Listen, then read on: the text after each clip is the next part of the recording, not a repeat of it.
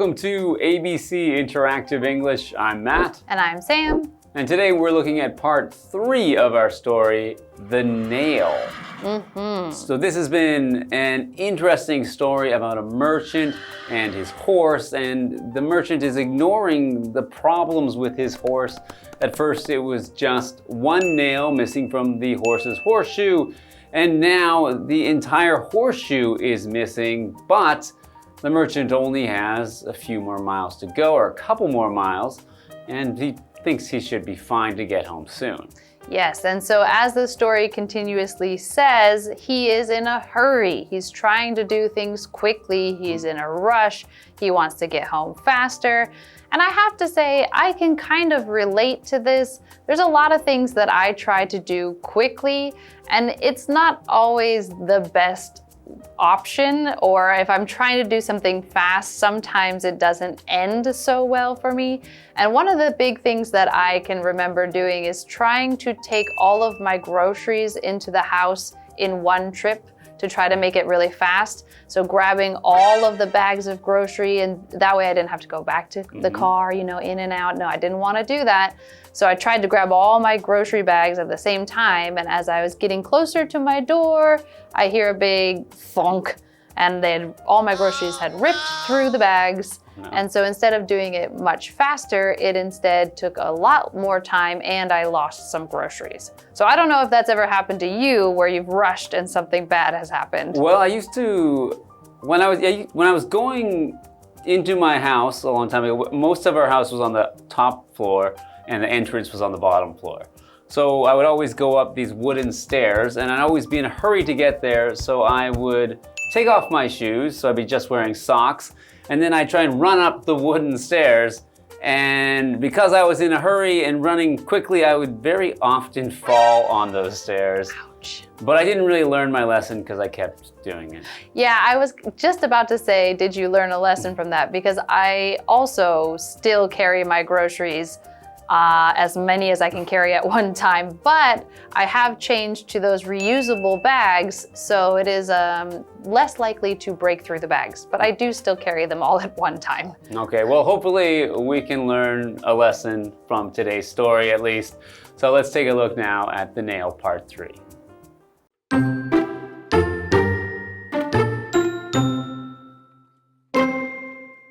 The merchant rode some distance away. Then his horse began to limp.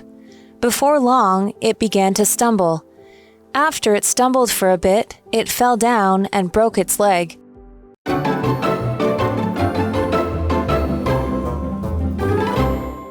Hi there, so today we're looking at part 3 of our story. So just last time in part 2, a worker at another town the merchant stopped at told him that his horse was missing a horseshoe, but the merchant still said just to leave it and it won't be a problem because there's only a short distance left to go. It should be fine. He doesn't have far until he gets home. So he's leaving that problem and he's on his way home again. Yes, and so he had just hopped back on his horse and they have started off again on their journey. And now if we get into the story, we read, the merchant rode some distance away. So we have this word distance, this noun, and this just means the space between two things. So here we have this distance away. So he was in the town and he was on his horse, and so he was leaving the town, traveling some distance or some amount of space that could be measured. And so he went some distance and then something is going to happen. And so the distance is just the space between two things. You can have a long distance, you can have a short distance, you can measure the distance. What is the distance from here and to the airport, for example? So that is the word that they used in this sentence. All right, back to our story. Then his horse began to limp. So to limp is usually when one leg is hurt or injured and a person or animal doesn't want to put any pressure on that leg. You begin to walk with a limp where you're avoiding using that leg very much. Before long, it began to stumble. Stumble usually means to fall forward as you are walking. So both of these things began to happen. Began is the past tense of the word begin, and begin just means to start. If something starts to happen, then it begins to happen. It's the same meaning. To start and to begin, it's just when something wasn't happening and now it is happening, then it has began to happen, so we can use the verb begin. All right, now let's go to Tina. Hello, I'm Tina. 今天我们来看看钉子这篇故事的结局。这位商人最后是怎么回家的？那刚刚课文当中提到了2个单字 distance 名词距离。The distance between the two cities is very far. 2个城市之间的距离很远。Begin 动词开始，它的3态是 begin, began, begun. What time does the movie begin? 电影几点开始？接着我们回到课文当中。Okay, so the horse was limping and then it started to stumble, and now it says, after it stumbled for a bit, it fell down and broke its leg. So it was kind of stumbling around, it was walking unsteadily, and it started to kind of trip a little bit, and then it finally fell down and broke its leg. So to break just means it was in one whole piece and then something happened and now it is in multiple pieces. So it doesn't, you can also use this for, like, for example, if your phone breaks, it doesn't work anymore. But here we're talking about a bone break. So it is in one solid piece and now there is a crack in it or a fracture or some type of break. So to break means it is no longer working as it was meant to work originally. It is in pieces. It is not working, or in pieces, basically like that.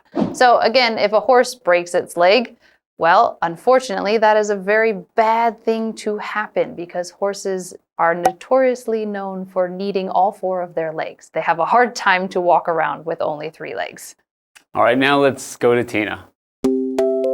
我们来看一下刚刚课文里提到的单字 break 动词弄断，它的3态是 break, broke, broken. Ken broke his leg when he fell off the bike. Ken 从脚踏车上摔下来时摔断了腿。这边还有2个文法 for a bit 一会儿，意思相近于 for a while.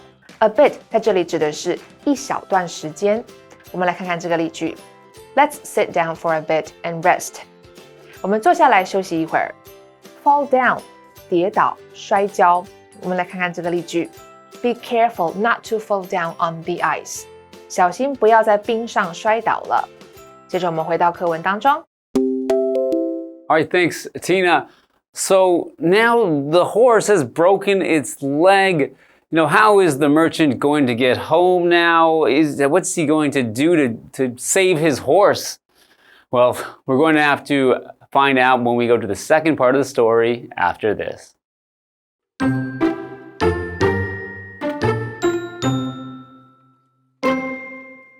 The merchant couldn't help his horse, so he got his money, carried it on his shoulder, and went home on foot. He didn't arrive until very late at night. The merchant was unhappy. He thought that the stupid nail brought him bad luck. In the end, the merchant found out that haste makes waste.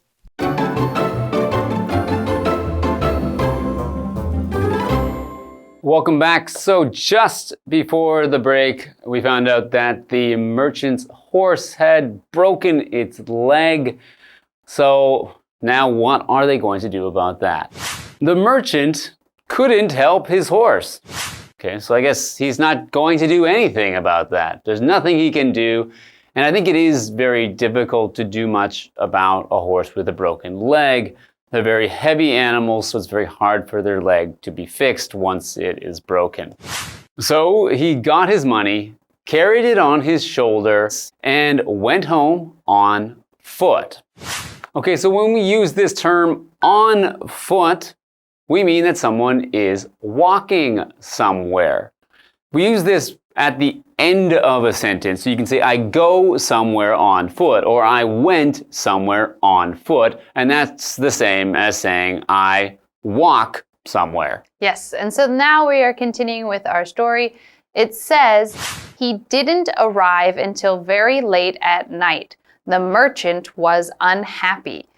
Now, this part of the sentence and this part of the story, it makes it sound like he's unhappy about arriving very late, which hopefully he's also unhappy that he no longer has his horse. But the part of this story, it mostly just sounds like he's mad that he got home late because what was his goal in the very beginning? To get home before dark. So he is unhappy. And unhappy is just the opposite of happy. So if you are happy, you feel good, you feel light and positive and all those things because something good is happening. And if you are unhappy, then you are not happy. You are not feeling good. You feel sad, you feel mad, you feel all those different things, but you are definitely not happy. So he is unhappy that he has arrived home so late. And again, hopefully he's also unhappy about his horse because I'm unhappy about his horse. Yeah, well, I guess he should be unhappy about the horse, maybe if he loved the horse, or maybe just, I guess he didn't love the horse because he let it Seemed like it. walk without a shoe. Okay, so he is definitely unhappy about being home late at night, but hopefully he can get some rest now and maybe he'll be happy tomorrow. All right, well, let's go to Tina. 我们来看一下刚刚课文里提到的单字 unhappy 形容词不开心的 They were unhappy with the service at the restaurant. 他们对餐厅的服务感到不满意 Service 指的是服务文法的部分则是提到了 on foot 徒步步行这是一个固定用法 foot 用单数我们来看看这个例句 We traveled on foot through the village. 我们步行穿过村庄接着我们回到课文当中 All right, we are back. So going back to this story, he thought that the stupid nail brought him bad luck. All right, well, I don't see how the nail, if it was bad luck, the nail wasn't even with him. The nail was long gone, so I would think any bad luck that would come from the nail was wherever the nail is, but it's lost. Yeah, and also that seems kind of like he's putting his problems on something else when he had several chances to fix this. But he always said, no, I'm in a hurry, I'm in a hurry. And so our story wraps up with, in the end, the merchant found out that haste makes waste. Now, this little phrase at the end, haste, means to do something quickly or to be in a hurry or in a rush. So if you are trying to rush, then you are more likely to make waste or to waste your time, waste your resources. In this case, unfortunately, he wasted a horse because he has to probably go buy a new horse and that other poor horse is just left on the road. So actually, I have to say, I don't really like this story. I feel very bad for the horse. The merchant was very selfish and just didn't try to help when he had lots of chances to help the horse. That's right. In this story, it does seem like the merchant he said he was in a hurry, but when he wanted to take a break for lunch or whatever else, it seemed like he had time for that, but he didn't have time to do what was needed for his horse to get them both home safely.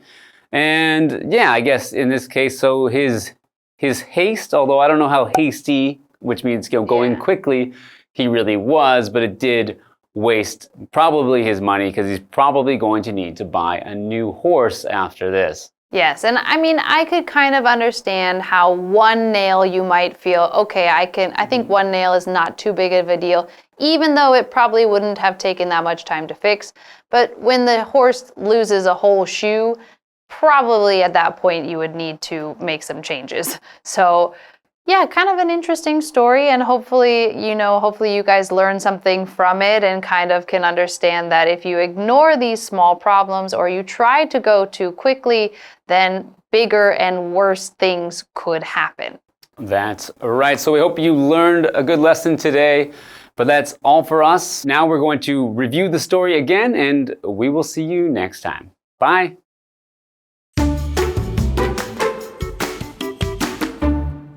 The merchant rode some distance away. Then his horse began to limp. Before long, it began to stumble. After it stumbled for a bit, it fell down and broke its leg. The merchant couldn't help his horse, so he got his money, carried it on his shoulder, and went home on foot. He didn't arrive until very late at night. The merchant was unhappy. He thought that the stupid nail brought him bad luck. In the end, the merchant found out that haste makes waste.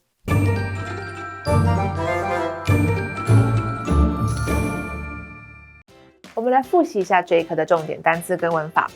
单字的部分 ，distance 名词距离 ，begin 动词开始 ，break 动词弄断 ，unhappy 形容词不开心的。接着我们来看文法的部分 ，for a bit 一会儿 ，I was so worried that I stopped breathing for a bit。我担心到一度喘不过气来。fall down 跌倒摔跤。Ethan tripped and fell down on the sidewalk. Ethan 在人行道上绊倒，摔了一跤。On foot 徒步步行。We saved a lot of money by traveling on foot. 我们靠着徒步旅行省下很多钱。以上就是这一课的重点单词跟文法，我们下一课再见喽，拜拜。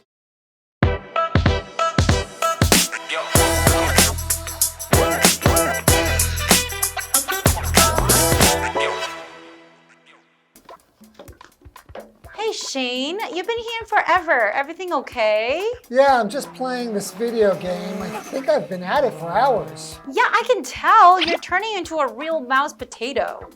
Mouse potato? You think I'm a mouse or a potato? No, it's a term for someone who spends a lot of time on the computer. Well, can you blame me? There's so many awesome things online these days. I know, but you should still get up and move around, or you'll really start growing roots in that chair.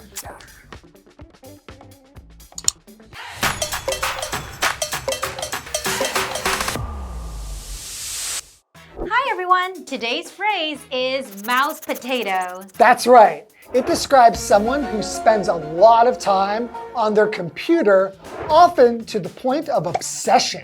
Kind of like a couch potato, but instead of watching TV all day, they're hooked on their computer.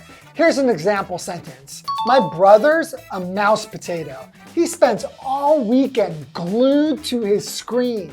Or she's such a mouse potato, always on her laptop playing games and browsing social media. Remember, no matter how much of a mouse potato you are, it's always good to go outside for fresh air and give your eyes a break. Absolutely, and that's all for today. See you next time. Bye-bye. Bye-bye.